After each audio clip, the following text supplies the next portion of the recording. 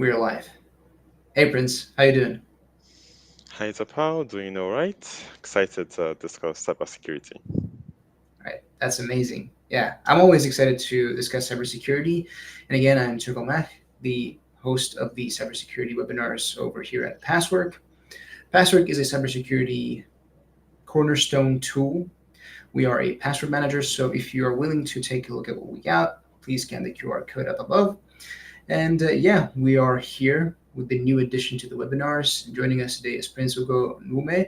Am I pronouncing your name right? Yeah, Ugo that's pretty Nume? good. Yeah, Yeah, I have a knack for that. I'm very talented at pronouncing names. He is a cybersecurity consultant at Accenture, but of course, we'd love to learn more about you. Take it away. thanks, Tapao. My name is Prince Ugome from Nigeria, currently working for Accenture in Prague office in Czech Republic. I'm a consultant Mhm. for cybersecurity, and I've kind of been in different areas in cybersecurity over my career and even within consulting. Started from IT risk. So this is kind of like a passion for me, and being able to perform risk assessments and KRIs and things like this. And then from there, kind of branched out to vulnerability management and incident response. Currently in Accenture, I do more vulnerability management and incident response from the preparedness and readiness angle. So yeah, I would say it's quite exciting being in cybersecurity because you know w- just- you can learn so much, and like the bandwidth for growth is just really high. Yeah, absolutely. I mean, I was looking at your experience on LinkedIn, and I saw, okay, that's actually a very extensive experience on incident planning and incident response planning. And I thought, okay, wow, this needs to be a topic. And it was actually one of those that we wanted to discuss on the webinar for a very long time. So yeah, it's also kind of a very viral topic too. So that's why we're glad to have you here. And of course, thanks for sharing that info with us.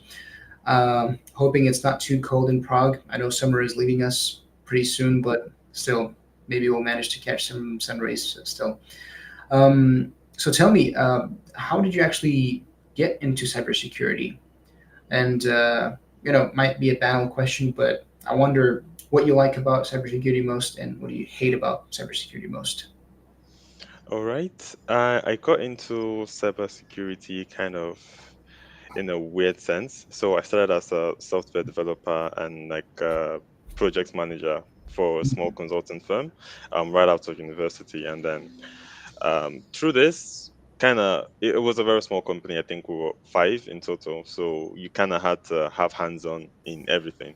And for one of the clients we were supporting, we had to do some tests and like basically make sure that the application wasn't going to be pushed to Mhm. production, and then it has so many vulnerabilities. So that's kind of like where it started for me, looking into this okay, like secure coding um um things. And then from there I moved on to the financial industry, so to a bank, and I went full time into cybersecurity. So I started with the IT risk Mhm. um, management, and yeah, like it was really fascinating, right? Because from where I was, like as a software developer, to go into cybersecurity was a bit scary, and I didn't want to jump into like the more technical parts like SOC or instant response. So I wanted something that wasn't so crazy, which is why I went for IT risk. Mhm. And it was really good because I personally, personal opinion, think that most cybersecurity practitioners should start with risk, Yeah. because it kind of sets the tone for everything that comes after it. And you think in terms of um, in terms of your personal risk appetite, and like what you can manage and what you can't. So from there, I then progressed my career towards more areas like vulnerability management, and then later incident response, and back to vulnerability management. Wow. Well, that's actually Pretty interesting. And I agree with you on the topic of everyone should start in risk and everything that involves that risk in cybersecurity.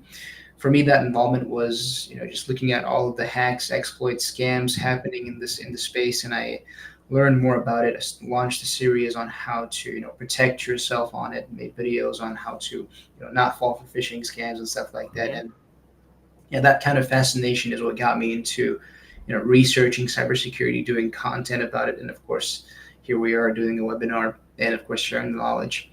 And I can see a lot of people gathering right now on LinkedIn. We have about 40 plus people, so I think it's going to be a pretty good time to start. And as pretty much everyone saw, the name of the webinar is Incident Response Planning, Preparedness versus Reality. And we're going to be jumping into our first question, which is, of course, pretty close to the name of the topic, about the theoretical plans versus the real world execution of what happens during incidents. So, the first question reads: how often do you test your incident response plan? And have you encountered gaps between tabletop exercises and actual incidents? And what steps have you taken to close these gaps? All right. So how often should you test your incident response plan? I would start there. Mhm. It depends. It depends heavily on what industry that you're in and how regulated it is. So I would say I would say the rule of thumb is at least once a year, so annually, the bare Yeah. minimum, because the incident response plan should be a living document, and it should be able to grow as incidents occur, as other minor events and big events for the company, for instance mergers and things like that. So I would say definitely rule of thumb annually, and then for more regulated environments it might be quarterly, or half by what is it called? Well, basically twice a year. Yeah. Yeah. So yeah, every 2 quarters. Yeah, Hmm. would be the Yeah, right answer. pretty much. And the gaps between tabletop exercises and actual incidents, I would say that tabletop exercises are great. It's a great way to test incident response plan and ensure that everybody understands their role in this. So um, there are different types of incident response plan, from like the bronze, the silver and gold, to different areas of the company or the organization.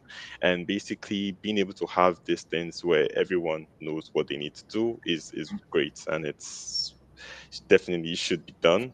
But you can't stop there. You always have to go further. There are more ways that you can test your incident response plan, or like ensure that these people,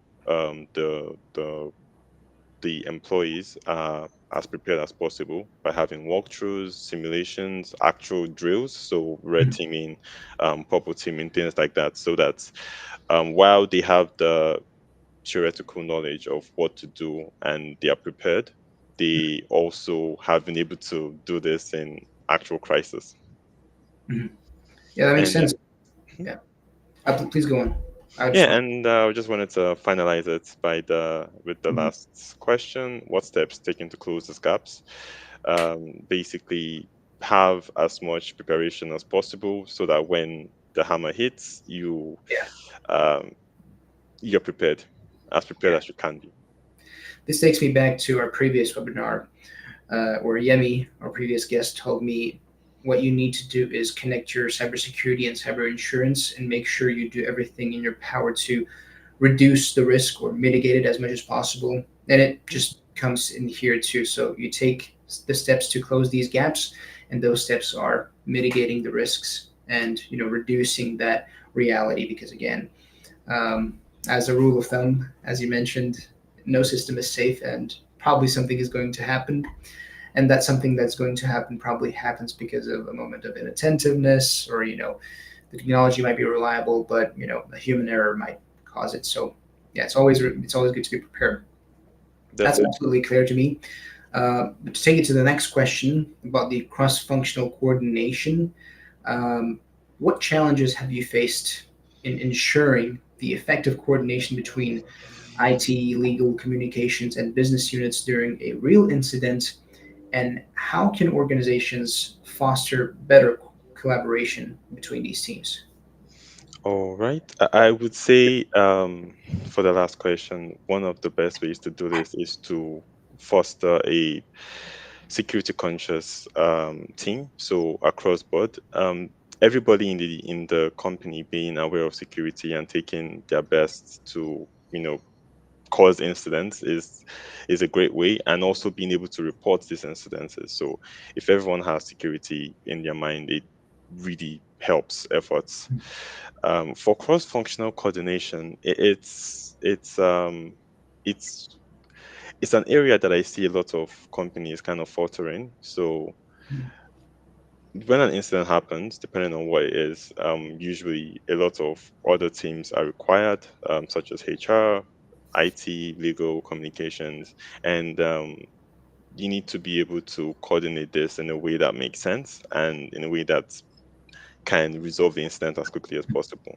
So if it's not done well, what happens is each team has their priorities and what they want to do, and then that can just cause lots of issues Yeah. because the privacy team, for instance, might say, "Oh, there was a breach, and a lot of information was exfiltrated from the organization. Some PII was involved in this as well," and then they say, "Okay, we have this amount of time to report to this," and then they go ahead to report it before the organization has readied itself for this information to be put into the public. So instantly, you can cause even more problems, Mhm. right? So part of resolving this is having clear communication lines and having like authority defined about who makes these decisions right beforehand. So in the incident response plan, in the tabletop exercises and whatnot, you Mhm. have a dedicated CSERT coordinator. Um, Mhm. it's called different things in different organizations, but basically you have somebody that organizes and kind of leads this incident um, task force Mhm. or the war room when it's created for this incident. So that person is able to follow the incident response plan and reach out to different departments when needed in the right way with the templates and following the lay down procedure. Mhm. Of course, for this person to know how to do this, they have to be trained sufficiently. They need Mhm. to have drills and have tabletop exercises and things like this to make sure that everyone knows what they need to do and everyone cooperates to the best of their ability.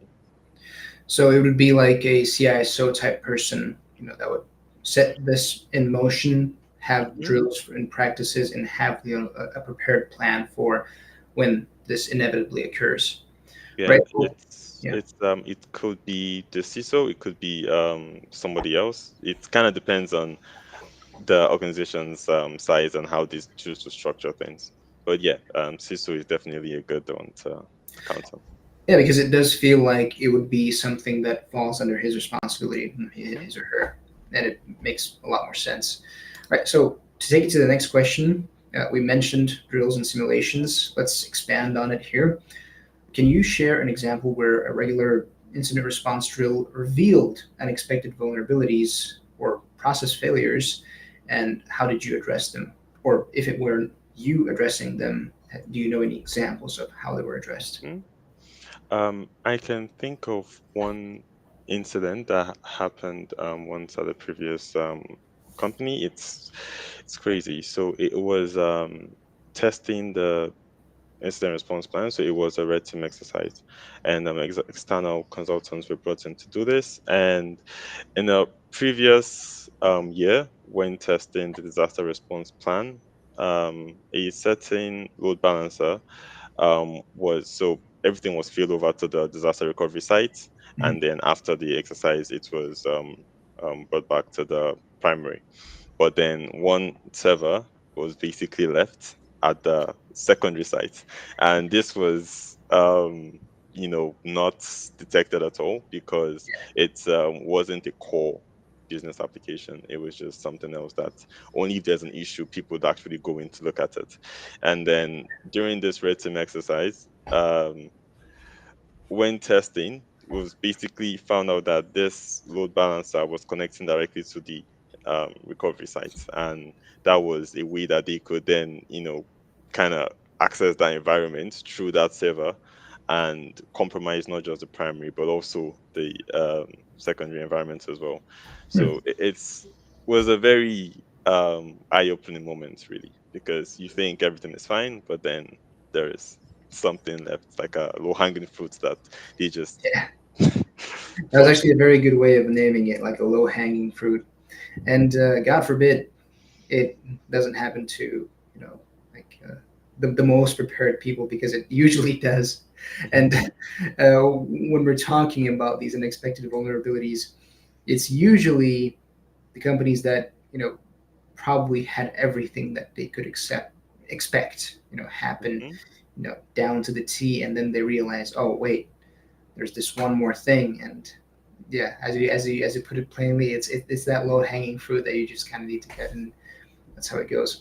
But this next question actually also, expands on our previous question, because drills and simulations are pretty important. And when we're talking about, um, various, things that can happen unexpectedly, the way to mitigate those risks, the way to mitigate those unexpected vulnerabilities appearing is, of course, again, the continuous improvement. And I want to ask the question of, how do you incorporate lessons learned from the past incidents and postmortems into your ongoing incident response planning? Or perhaps, like a very good example of how this is being done in a bigger company. mhm. I mean, Accenture Uh, is very big, but yeah, I would say there are several levels to it. So, like, how I would say there should be something like, defense in depth. So, not just one thing, but like multiple ways that you do this. It kind of applies here as well. And the first thing is, after the incident is resolved, there should be a sort of closing call, where the the facts are basically discussed. Did we do well? Did we not do well? What areas do we want to like work on and focus on? This is immediate events is resolved, so everything is still fresh in all the participants' minds. And then afterwards, like maybe 2 weeks later, then there can now be an after actions report and a session where the incident the CSET coordinator or the CISO would basically preside over this and review what happened during this incident, right? Like what could we have done better and what's where we lacking in, and things like this. And then this kind of goes into the incident response plan, because they always had all of these have to feed back into the incident response plan. Like I mentioned earlier, it's a living document, right? So it always has to be reviewed and updated as often as possible. So you have the current facts, because if you do not review this past incidents or during tabletop exercises and things like this, odds are what happened before would happen again.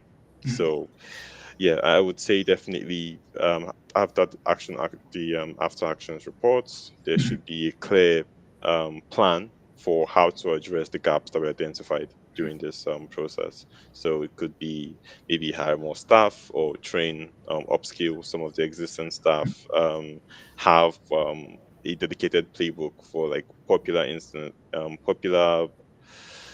threats like ransomware, things like this. I would definitely say this is one way to do this.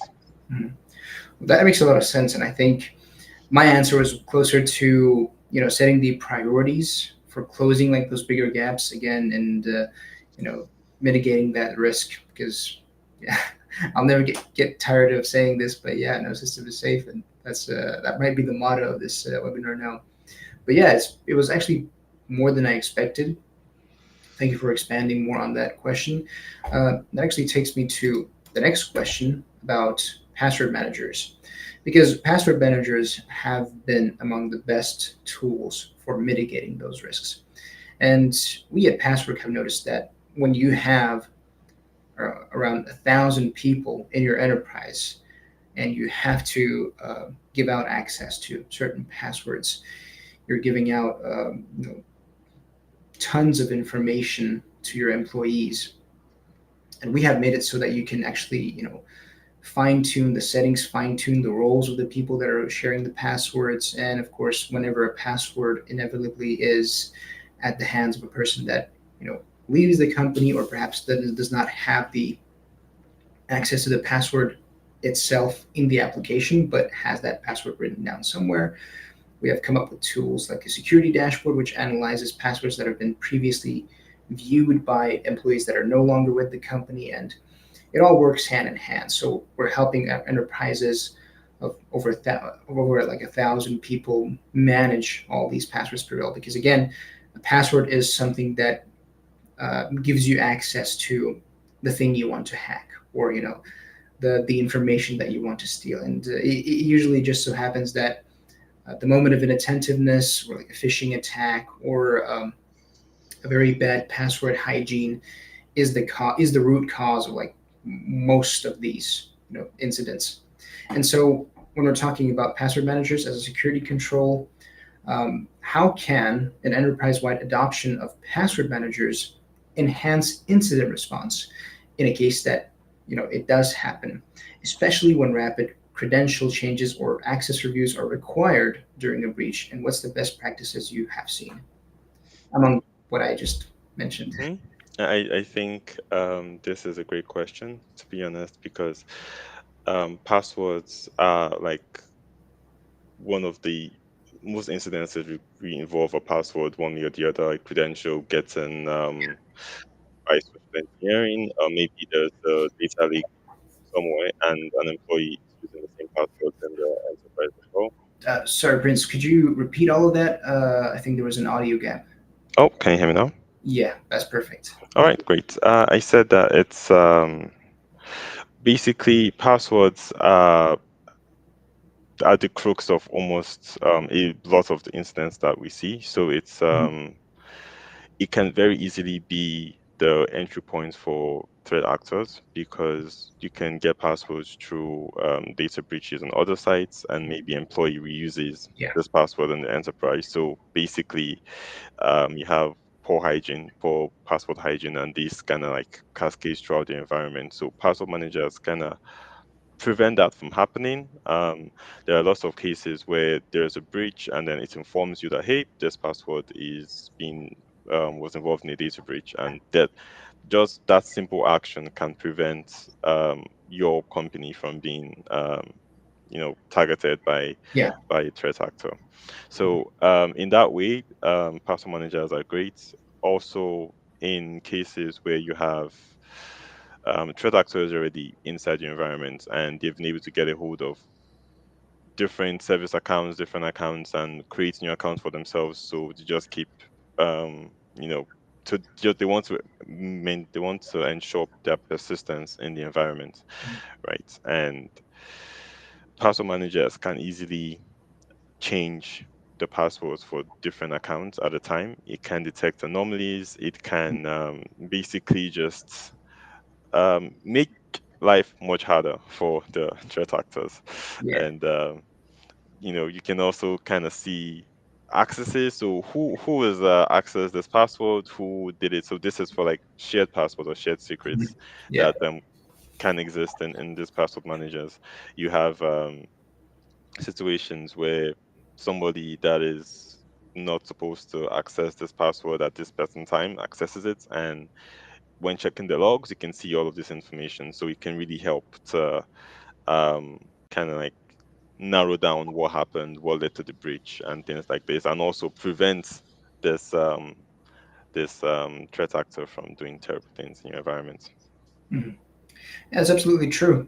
And yeah, most of the things that you mentioned, like the action history we have in past work, and we're very proud to you know be that kind of cornerstone of security, and a very good security measure, and providing such a great product to work to people. And whenever we manage to mitigate those risks, of course we'll never know because an incident hasn't happened, which is like a very good thing. But still, I get a good night's of sleep knowing that Passwork somewhere, somehow has managed to prevent a very bad incident from happening. And for anyone that's watching, if you're interested in password and a very good password manager solution, just scan that QR code up there and we'll give you a free demo. But taking it back to the topic of the webinar, we also have cloud specific response challenges. And so, how does the incident response process differ when dealing with cloud native environments versus on premise infrastructure? And what unique steps should be included? Okay, so cloud adds simplicity and also complexity in some Mhm. areas. And I would say that the biggest kind of issue with cloud is that it's the shared responsibility. It kind of puts things in not so clear ways. So for a VM, for instance, you understand that okay, this part belongs the responsibility for this is on the company, and then this part is for the cloud provider. So it can kind of make it harder to get to when investigating incidences or things like that, but it can also make it easier in the same sense, right? So it's just a different vector sort of that you need to understand, and you need to deal with. I would say that for unique steps, the first thing that's I would say is most important is SLAs. Having an understanding of if an issue occurs and I need to contact you, when are you going to how quickly do you respond? What kind of supports can I expect from a cloud provider? So things like this are very essential, basically, and also the communication lines, right? Because it's not on-prem, it's not a physical server that you can just go to and physically pull the plug. So you need to have communication with the cloud provider and be able to reach them quickly if anything happens. So I would say those are the major ones. Yeah, I mean, Passwork usually is like a very on-premise infrastructure because again, it's self-hosted. We give the access to the server. Um, I mean, we give Password to the server, the people that we give the product to, and usually it does involve like a very big step towards security because again, on-premise solution, very difficult to get to that, and when Mhm. it's on cloud, it's a different topic. But yeah, that actually makes a lot of sense, and it clears things up. And it's actually taking me back to our previous webinar we did with David Gordon, where the topic was cloud security, and I think he mentioned something along the likes of what you just said right now. So I'm very happy to hear it. But taking it to the next question, there are of course third party and vendor involvement. Third party risk is an entirely different topic that we're going Mhm. to be having a webinar discussion on. But we could just briefly touch on this by answering the question of how do you ensure that your incident response plan accounts for coordination with third party vendors, especially cloud providers, as we mentioned previously, and what are the key contractual elements to include? Okay, that's a loaded question. Third parties is always a kind of like sour spot, to be honest. It's great because you need them to survive as a business, but then it's also another surface, right, that you have that you can be breached through supply chain attacks and things like this. Um, I would say the key contractual element to include is definitely SLAs and communication. So SLAs, Oh yeah. yeah. So service level agreements and also um, communication. So escalation paths. So to be able to ensure that when something happens, you can quickly contact them and get this fixed. So it's similar to the answer I gave previously because even cloud vendors would be third parties as well, and these are people that you would definitely need to contact for incident response. Mhm. Um, you need to in the incident response plan it should definitely state all this information, the communication routes, call tree, and when this should be escalated to them.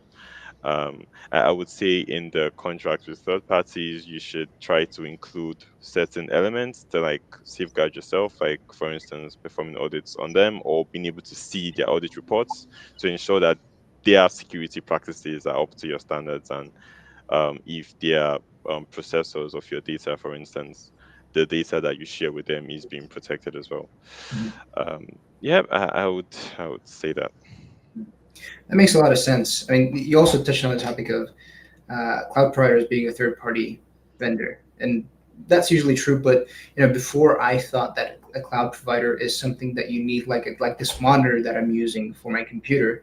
Well, it is kind of true, but it's also very important to know that okay, a cloud provider is also a third party in your business that you're doing.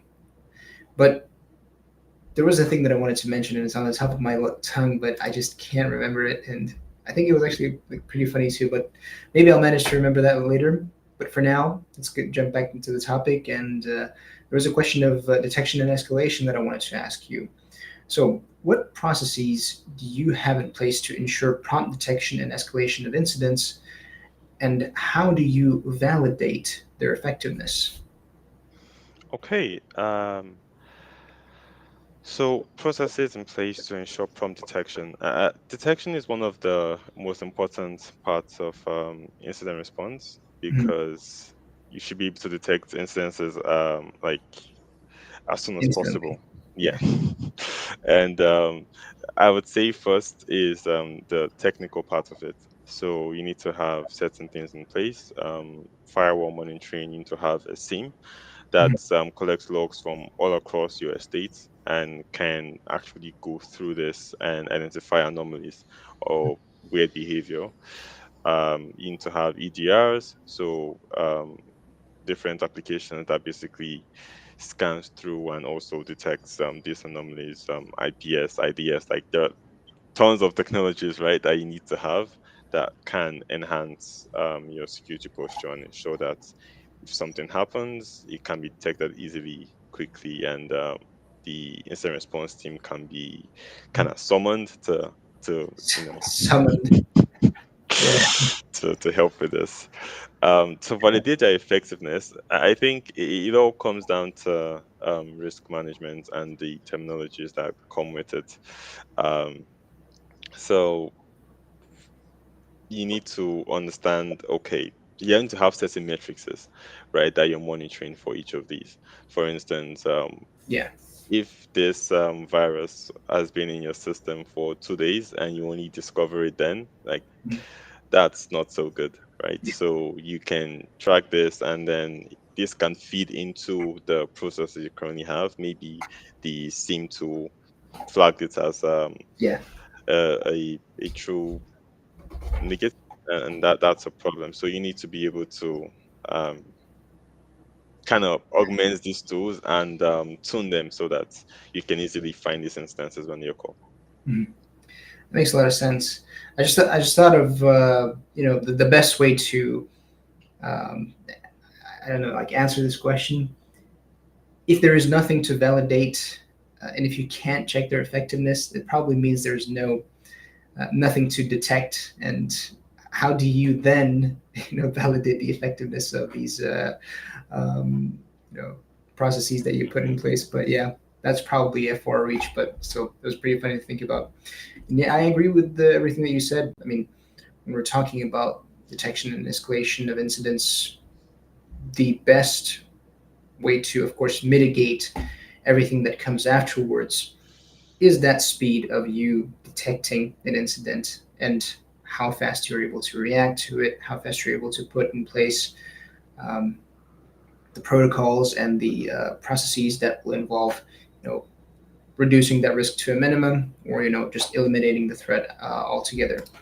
And that takes me to the next question, because again, if we have so far discussed how the company should approach the incident response time, how the team should approach it, what kind of mentality they should foster, and how we should address third-party risk management and everything in between. The regulatory and the notification requirements are also still very present, and they usually involve a very big list. I mean, just reading through GDPR, ISO 27001, SOC 2, HIPAA, those are very big lists of requirements and regulations that you have to be attuned to. So, how do you keep your incident response plan aligned with evolving legal, regulatory, and contractual notification requirements across jurisdictions? All right. I would say as part of the annual review, so if it's annual that we're going with, review of the incident response plan, this should definitely be one of the criterias into this. So there are so many new laws that come out in different countries, especially if you're an international organization. Yeah, You have, different rules that you have to follow and different regulations that are governing your field. yeah, So you kind of have to be on top of that. And easy ways to do this are like subscribing to legal kind of like news. So you can have these news sources. There are so many groups out there that you can kind of like subscribe yeah. to. So, or if there's any important updates in this country's regulation, for instance, like you get an alert, Mhm. and that can really help to stay on top of this. And also periodic training of your Yep, staff, having a dedicated GRC function within your organization can really help, because these people would be able to focus on these regulations and how, if they compare, if they kind of like um if they are valid for your organization and the area that you're in. And mhm, then if so, they can say, okay, perform a gap assessment. What do we need to do to be compliant to this? So it's just a process of always constantly looking for if there are any changes to these regulations, there are new um, new policies and new information to kind of like analyze. And then after doing this, it has to then go into the incident response plan, right? So if it's something that you have to do, maybe there's a new privacy regulation, for instance. It's something that should definitely go into your incident response plan, and you should kind of structure the way you're creating this and what to do during an incident. mhm. Yeah, that makes a lot of sense. And when I'm thinking about these companies that actually don't go through with all of these notifications, requirements, and being um, you know Proactive. yeah, applicable, yeah, to the jurisdiction that you want to operate in. Some of the companies actually don't even bother at all. They will just be like, we don't want to bother with going to Europe. We're a company from Asia. We have our own Hmm. standard, and it's pretty easy. If we want to go to Europe, it's going to be a very long process. We have to manage this and that data, and we're not going to go there.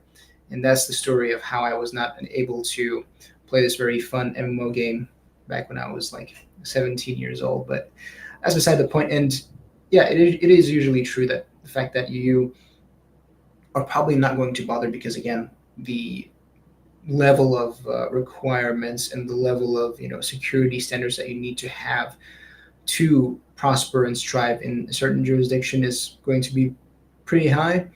But then again, it's like a double-edged sword. Do you want to have trustworthy scores for your product? If you do, you have to go through this lengthy process. But how will that affect your finance, your legal team, and your sales and your Hmm. marketing? And will you have the capacity to do that? So it's like you have to juggle all these things, and Yeah, that's it's yeah, all it all goes back to risk. yeah. So talking about the next question, AI has been on top of the world. And of course, we have to mention AI in every webinar because, again, there are a lot of AI solutions being put in place for almost everything that you can think of.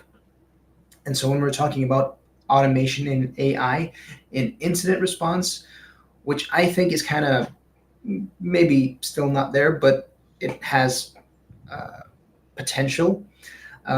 As organizations adopt more automation and AI driven tools for incident detection and response, how do you balance speed and accuracy with the need of with the need for human oversight, of course?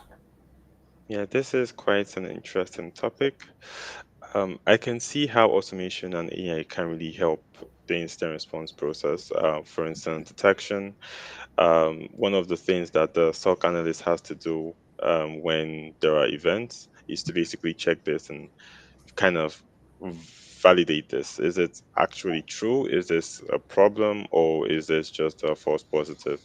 And this can be automated, and this whole process can be simplified for the stock analyst. So instead of a situation where you have an overworked analyst going through dozens of events in a day to determine what's a true incident and what isn't, you can have this triage basically automated in a way that um, the AI can basically check and validate this based on past detections Mhm. and some parameters.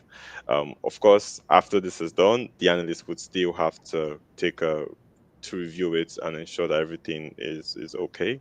Mhm. And yeah, human oversight would definitely always be needed for that, but it can reduce the a lot of the hours that are going to be spent reviewing a lot of events that weren't incidences in the first place, and kind of setting the baseline for the tool. So if it's the same tool, for instance, setting the baseline for this to ensure like um, it's easier in the future Mhm. and there will be uh, less false positives. Yeah, that's a perfect place to put it. I don't even have anything to add to that. I mean, just want to take it to the just leave it to the pros. Essentially, is the right way to look at it, and we'll let them handle it. But I'm still probably gonna keep to my opinion about AI still being very young as a I technology. agree. Yeah, very. I mean, still not there for me. Um, but another topic is, of course, resource allocation and budget constraints. As I mentioned previously, when we were talking about the company, you know, juggling these priorities, whether we go security, whether we go, not bother and not go into another jurisdiction, we don't expand on new countries. Mhm. So the question reads: how do you ensure your incident response team has adequate resources and budget to execute the plan effectively? And what compromises have you had to make, and how do you prioritize investments? Or perhaps you've probably seen an example of how this has been handled in a pretty good way, or maybe even in a very bad way. I would say this is quite a problem that most cybersecurity teams face, Mhm. where they don't have unlimited budgets, right? So it's always a risk management game. So what can we do that has the most impact that would require the least amount of money, Mhm. right? And it's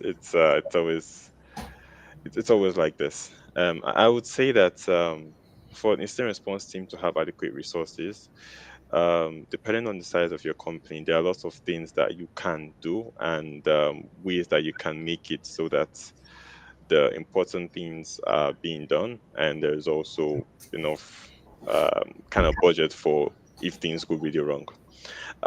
So one of the things to prioritize, I think I said before, like is detection, because detection is the most, I would say, maybe second most after preparation, Yeah. um, part of the instant response process. So being able to prioritize, being able to detect these incidences and then what to do afterwards.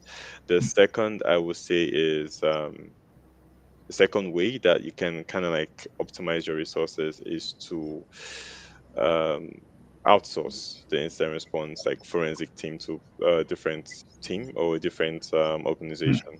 That's a good way that you can kind of like have the best of both worlds, where if there's an incident, you can call a retainer, incident response retainer, to come in and help you to like Mhm. handle this incident, perform the forensic monitoring and analysis and all of that. So basically, it largely depends on your risk threshold, the amount of budget that you have, and what you want to do with this. So I would say prioritize detection and the process then that you have to kind of like have, and after that, most of the other things that you need to do can be outsourced or be on demand. For instance, Yeah. maybe one more example. Instead of having a 247 SOC of like 10 people, you can Mhm. have situations where you have some of them on call, where Mhm. they are not working 247, but if there is an incident, they have like 30 minutes to, to look at this or something like this. Yeah, that actually makes a lot of sense. I mean, I was not including my lateral thinking when I was imagining this process in my head.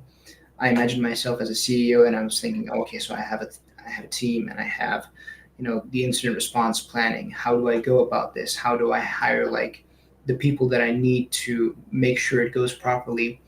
I don't need to do that. I can just outsource this to professionals that have been working for it for decades. And yeah, as you said, they're going to look at it, take 30 minutes, and see, we've done this before. We're Mhm. professionals, leave it to us. And I guess that would actually be a very good way to, delegating this very problematic and very, hard to grasp process. Of course, as the incident planning, as nuanced and as difficult as it might be, it does involve a lot of risk mitigation and a lot of knowledge that you need to, take it to the max and um, again just mitigate that risk. But Exactly. yeah, talking about stakeholder communication under pressure, because we've looked at all parties. I imagine myself as a CEO. I looked at the outsourced team. I looked at my team, and now I'm thinking, okay, stakeholders are probably, not going to be happy if an incident happens. Probably going to be outraged at the very least. But and of course there is going to be that pressure. And during a high impact incident, I was about to say high panic incident. How do you manage communication with external stakeholders like customers, partners, regulators, while maintaining confidentiality and accuracy? And what pitfalls have you encountered in this process? All right. I would say in this, so a major way to like prevent issues from arising is to have prepared for it in advance. Mhm. So, as part of the incident response plan and process that has been outlined for your company, there should be communication templates. And this is an integral part that I think a lot of people don't do. Mhm. So there should be templates already created for most scenarios that you can find yourself in after an incident. This kind of eases the process so that if you're in that situation, you don't need to think too much of, oh, what do I say or what do I do? The template is there. You just need to maybe swap out a few details and it's ready to go. And yeah, so this can just simplify the process a lot. And during incident response planning and having to run tabletop exercises and things like this, you can kind of validate these templates again and again and again and see if there are any changes that need to be made, if there are any errors, and how it can be optimized so that it best serves the organization's interests. Mhm. So when in this high impact incident and when there's lots of pressure, you don't know what to do, um, you can just simply rely on the incident response plan and follow it to the T, and it would make the process a lot more bearable. It's Mhm. still going to be quite stressful, but at least you have a guiding hand. Yeah, I mean that makes a lot of sense. But I was trying to imagine some kind of company, having this template of communication in hand. I could not think of anything. It's I mean, what you say makes perfect sense, but correct me if I'm wrong. Have you ever seen that, put in place and actually being used? So I would say it's something that I've actually recommended to organizations before. Mhm. So it's part of the services that Accenture actually offers to Oh, some people. So yeah, it helps because it's not something you think of, but then it's something that can really make it a very stressful situation yeah, less stressful. yeah, And by organizing a list of what to say and some possible questions that you could get from from external stakeholders, from internal stakeholders as well, because yeah, that's also a kind of important subject, right? You don't want a situation where you're telling external parties, let's say you had a yeah, breach and you tell external people, you give yeah, them this information, and then of course. internal staff are being told something else. And in situations like that, some of these some of this information could get out, Yeah. and then it doesn't look good for the company because I can imagine that, and Mhm, it's not going to be a good look. It's probably going to escalate the situation to something definitely. much worse. So this kind of communication template is something like a fire extinguisher. Mhm. It's always going to be there for years on end, but whenever it comes to actually using it, there's going to be probably a once in a lifetime opportunity, unless you're just using it for fun. Uh, Definitely. the next question is, of course, adding to the previous one, psychological impact and the team resilience. So, an incident happened. What measures do you take to support the mental health and resilience of your incident response team during and after major incidents? And have you integrated stress management or after action support into your plan? Or perhaps you've seen examples of this being implemented. Definitely. So it's a crucial part to look at Mhm. because during this high stress um, incidences, you there are several I've seen several situations where the staff, the members of the incident response team, they are overworked, they are tired, Yeah, and then when you kind of reach this point, you can start to make mistakes, you can start to overlook some things. So it's not even good in terms of the achieving the best results. yeah, So I would say one of the key things is having a mandatory sort of roll off period.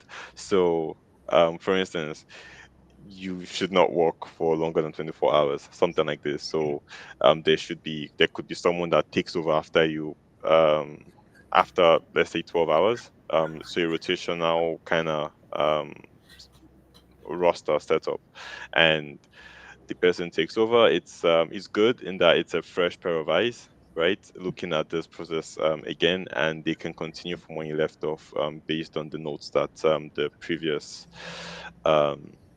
that the previous person basically wrote yeah. down.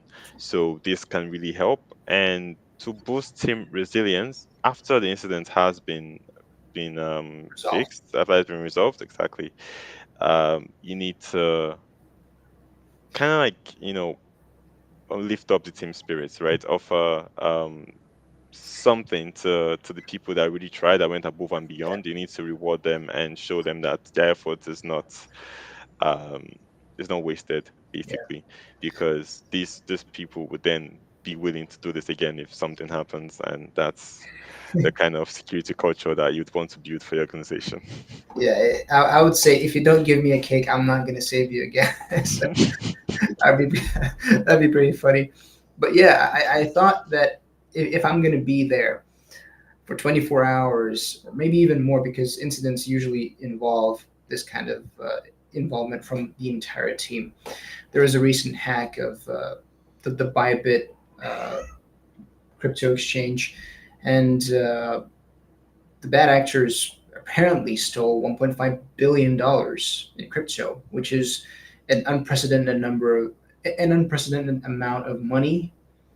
And so they had hundreds of people just sitting there and on their computers 24/7 working with blockchain tracking firms. And I imagine the amount of work that they have done, and yeah, what a way they actually resolved it, because again, that was probably the best way to respond and the best way to address the situation, because again, no reputation was lost. They managed to reassure the stakeholders, especially the external ones, because again, that's the that's the money of the stakeholders that they've lost, and they managed to cover it. They managed to cover the losses, not cover the incident itself, and it was a very good way of them managing that situation. And so when I think, how do you respond to an incident? Bybit and their execution, and the CEO's statements, and how he managed to be resilient about it. And he was actually one of the guys that actually didn't sleep for 24 hours, and he was there with his team. That's the kind of example that I get. But we're coming to an end, and we have just a few questions left. And yeah, when we're not with our team, as I mentioned, it's a remote and hybrid work considerations. How has the shift to remote or hybrid work environments affected your incident response procedures, if they have, of course, affected them, and what new challenges have emerged, and how have you adapted to planning and execution? Because again, if we're an international company, we have different time zones. Someone might be sleeping while something has happened, and they're not going to wake up from, you know, a Slack message or something like that. So, what do you make of that? Yeah, it's an interesting topic to discuss because remote work basically shifted the way things were done before in the past. Of course, it's traditional incident response processes. They are not as applicable as they used to be. So they basically had to adapt to become a lot more better at being able to solve this hybrid issues that kind of come up. I would say a key way to improve this is going to the cloud. That's what a lot of organizations do. They make to make kind of facilitate hybrid work and ensure things are best monitored in a way that doesn't have a lot of capital expense, right? They just move most processes to the cloud. This way, anybody can access it from anywhere, and if there is an incident and that needs to be investigated, it can be investigated from anywhere, and you don't need to physically come to the building to look into it. Of course, this has its own limitations because then it's not fully under your control. Maybe you Yeah, can have kind of a private cloud, but even then, it adds complexity to the whole process. So it's definitely changed incident response procedures. Um, but it's also kind of brought some good things as well. You can just take snapshots of like a VMs from cloud environments and use this as like a forensic image. You can create there are basically new ways that you can yeah, do this incident response procedures, and it's more learning. It's and of course this is more expensive for mhm, companies because then you have to kind of go into re educating your employees and training them on like the best practices for incident response and things like that. But yeah, yeah, absolutely. it's definitely a shift. Mhm. And this is something that I wanted to discuss on our previous webinar where we were discussing insider threats. Because again, insider threats and remote and hybrid work, that would have been a very fun topic, but alas, I guess I missed it. So, to culminate, I mean, the culmination of this webinar is going to be, of course, in this last topic that we're going to discuss, which is measuring the success and the metrics. Because at the end of the day, what matters is how the incident was resolved. If it was resolved, of course, what we managed to achieve, what kind of damage we managed to mitigate, and what kind of risks we managed to evade. And so, question stands, what metrics or KPIs do you use to assess the effectiveness of your incident response program? And how do you track improvements over time? And what benchmarks do you consider the most meaningful? I would say that the most meaningful one would be the mean time to detect. Mm, So how long it took to detect it is very important, yeah, and if the number is increasing over time, then that's probably a problem. Maybe somewhere is there's a problem somehow. Maybe the lesson learned are not being incorporated back into the incident response plan. Maybe there is something that's causing this issue. If it's reducing, then it's good. So it's very good metric to be able to monitor, and it kind of tells you how good you're doing and how bad it is. Another one is the mean time to resolve. So how long it took to actually resolve this incident, from detection to whatever analysis that you did, to containment, to eradication, recovery, like this whole process, how long it took, how long each of these processes, each of these steps took mhm, in themselves, and best ways to make the process better. So by monitoring this matrix, you basic you this metric, you basically understand um, how you've been doing so far. and it can really help in the long run to improve your processes. Mhm. I would say another one is false positives. So, how Oh, much false positives did so for a SIM tool, for instance, how much false positive did this SIM tool um, bring up? Because it happens sometimes where, for instance, someone from business does something that they don't usually do and is seen as suspicious. The SIM flags it as in an alert and says, "Hey, this is weird. Maybe you have something." And then the SOC analyst has to spend time to review this, and it takes time. And um, yeah, and so being able to track the false positives, it helps you understand how optimized the SIM software is, or detection software, and helps to optimize process in the future as well. yeah. I can't help but not agree with the first point. Second one, yeah, I think about it, ponder over it a little bit, but it does make a lot of sense because speed is the most essential factor in all of this. How fast you manage to detect it, how fast you Hmm. manage to resolve it, how fast you manage to contain it. Yeah, I mean, it was kind of. Now that I hear your answer, that question had like the most obvious answer. It makes me feel ashamed that I even asked it here, but thank you for adding, on top of that and talking about false positives. That's going to be it. I had a very good time, and I think I managed to learn a lot from this webinar. And hopefully, the experience is shared between everyone that has been watching us. At our peak, we had over 100 people. Now we have over 70 people, and it's a very sad time to say goodbye. But we are going to be back very soon, beginning of September, or perhaps even at the end of August if we manage to set things up correctly. And yeah, thank you all who joined us today, and I hope you enjoyed the webinar. If you're interested in Passwork, the best password manager out there, I'm not going to be humble here. Scan the QR code, get a free demo, and Prince, thank you very much for joining us and sharing your knowledge. It has been invaluable to me, and I hope that it has been as invaluable as it has been to me to everyone that has watched it, and we're hoping to share that experience even further on. Thank you. Yeah, thank you too. It was great to talk cybersecurity, and yeah, it was a fun time, and I'm glad that I was here. Yeah, I mean, it all comes down to having fun. I mean, I had fun, you had fun, and that's the main part. But other than that, again, thank you very much, and yeah, that's going to be it for us. So